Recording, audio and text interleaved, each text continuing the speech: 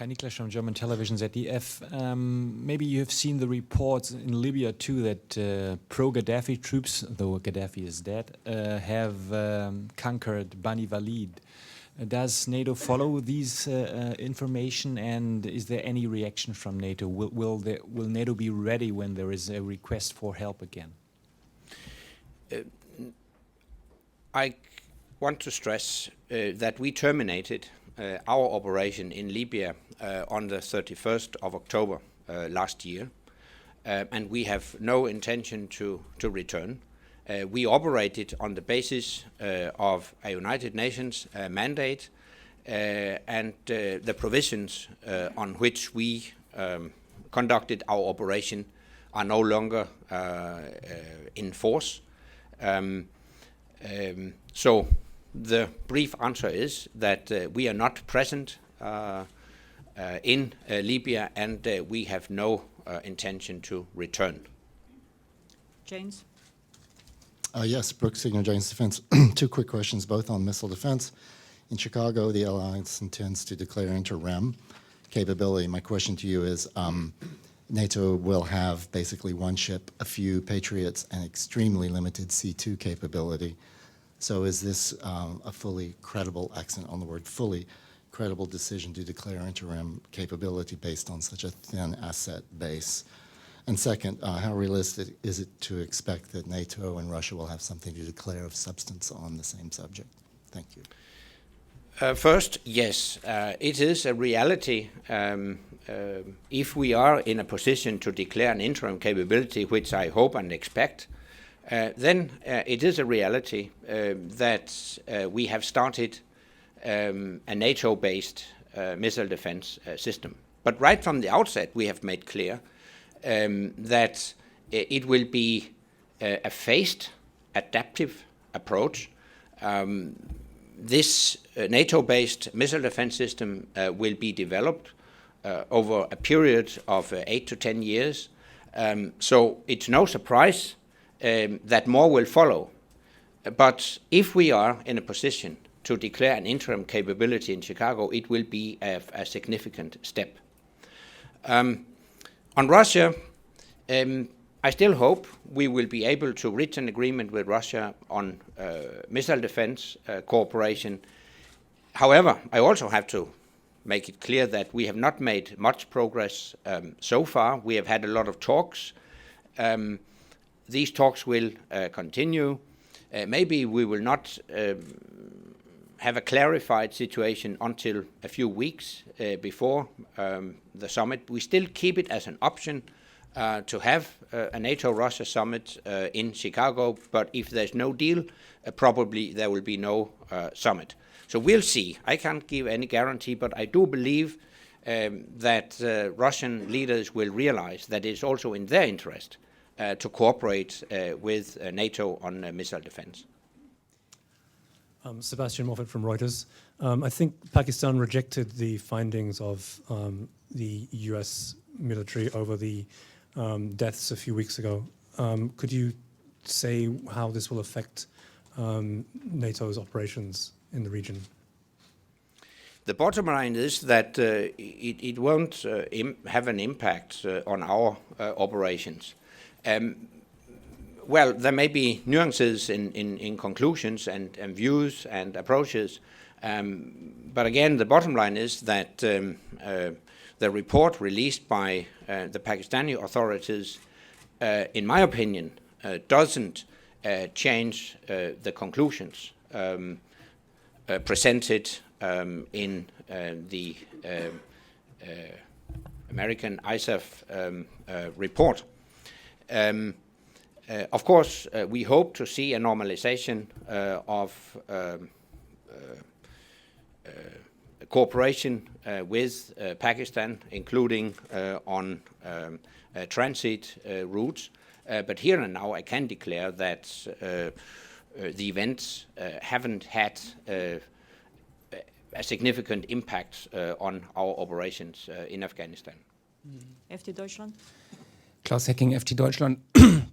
Secretary General, you were very clear about what you said about Libya. We are not present there. We have no intention to return. But would NATO be willing to provide any other kind of help, let's say, in case these troops, whoever they are working for, advance from Bani Walid and get closer to the north and conquer other cities? Would you then be willing to provide any kind of help for the National Transition Council? Thanks. No, we were mandated to protect the civilian population against attacks from the then government of Libya. We conducted our operations with great success. We succeeded in the protection of the Libyan people, and on the 31st of October, we terminated the operation because we clearly assessed that we had done our job and done it successfully, and this is also a reason why we have no intention to return. Our mission has been completed. Agence France-Presse. Yes, Jerome River from AFP. Have you received any guarantees from the French government about the pursuit of the mission in Afghanistan? First of all, let me stress that obviously I understand very well that recent events where French soldiers were killed have created a lot of concern in France. As regards French contribution to our operation in Afghanistan, let me stress that we all agreed at the Lisbon summit to a process of transition of security responsibility to the Afghan forces and an associated timeline. We outlined a roadmap, and it's important to the success of our operations that we maintain a commitment to this agreed plan. Now, as the French Defense Minister, Longuet, said at the weekend in Afghanistan, our mission remains the same: to strengthen the Afghan security forces so that they can ensure the security of their own country. And as President Sarkozy said yesterday, we will not allow ourselves to be impressed by this barbarity. That must strengthen us even more in our determination to work for peace. I fully associate myself with these statements from the French President and the French Minister of Defense.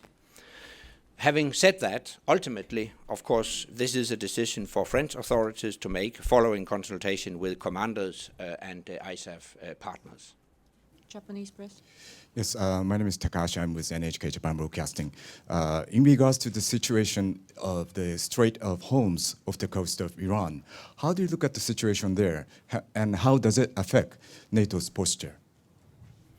First of all, let me stress that NATO, as an alliance, as an organization, is not involved in the Iran question. Individual allies are, but NATO as an organization is not. Having said that, obviously we follow the situation closely, and some statements from the Iranian leadership are, of course, a matter of concern. And I urge the Iranian leadership to live up to its international commitments, including stop the enrichment program and ensure free navigation in the Strait of Hormuz. Beta. Yeah, Dragan Blagovic, Beta, Serbian News Agency. Secretary General, last week, General Bartas, after the meeting of the military committee, said that NATO is creating space for political solution in the north of Kosovo. It seems that President of Serbia, Tadic, sent some kind of proposition to 5 most important countries. on some kind of the plan to resolve that situation. Is NATO included in that efforts, and how do you see that situation? Thank you. I fully agree with General Bartels that KFOR, that the KFOR mission facilitates a peaceful and political solution to the conflict in northern Kosovo. We are there to ensure a secure and stable environment. We conduct our operations in a status neutral and impartial way. That way, I do believe that we can contribute to creating the space for long-term, sustainable political solutions. NPR. Mr. Secretary, Terry Schultz with National Public Radio and CBS News, newly. The United Nations has just released statistics showing that more Afghans sought refuge outside the country last year than at any time since the war started 10 years ago. What does that say about the confidence that the people of Afghanistan have in the transition process and their own ability and ISAF's ability to maintain stability following the pullout of troops? Thanks. Well, without having studied statistics in details, I think we are in a situation where you will see a flow both ways. The fact is that a lot of refugees have returned to Afghanistan during recent years. And that's, of course, an indication that the security situation has been improved. You may see people traveling the opposite way as well, but I think the net result is that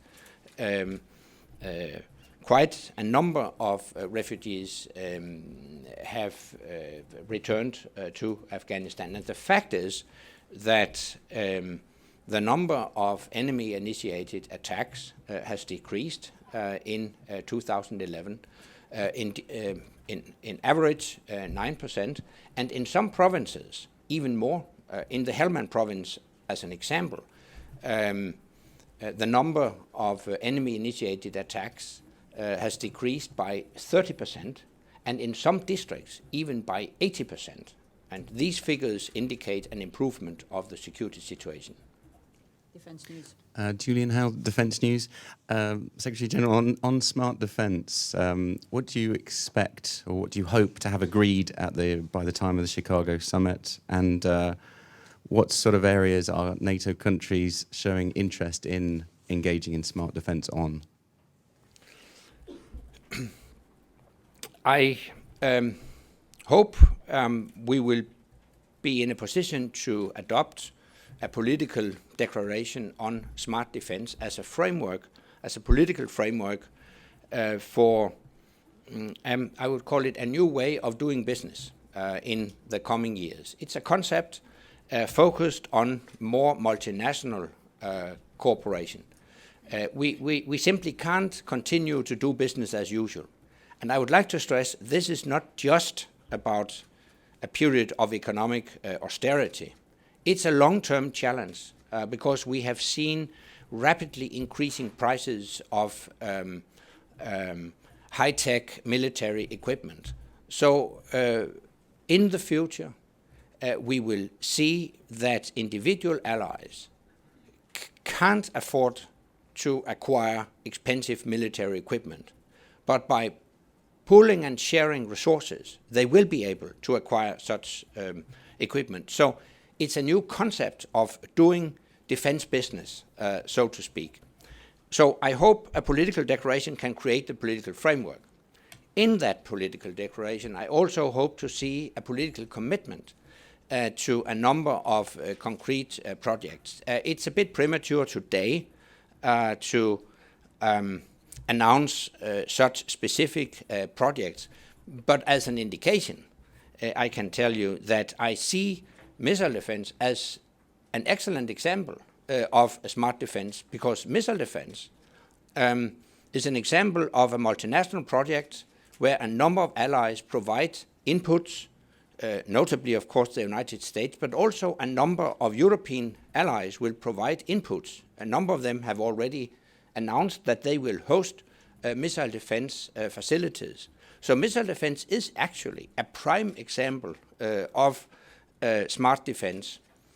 Furthermore, I could mention air policing as an example of smart defense. At a certain stage, we will have to make a decision on more long-term arrangement of air policing in the Baltic states. And air policing is, again, an excellent example of smart defense, because a number of allies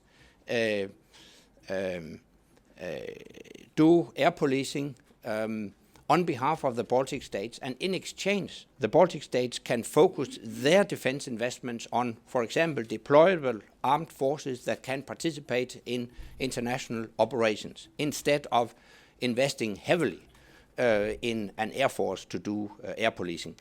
Again, we see an example of role specialization, which is an integrated element in smart defense. I think smart defense will be a combination of a number of concrete multinational projects and a long-term political vision of how to do defense business in the future.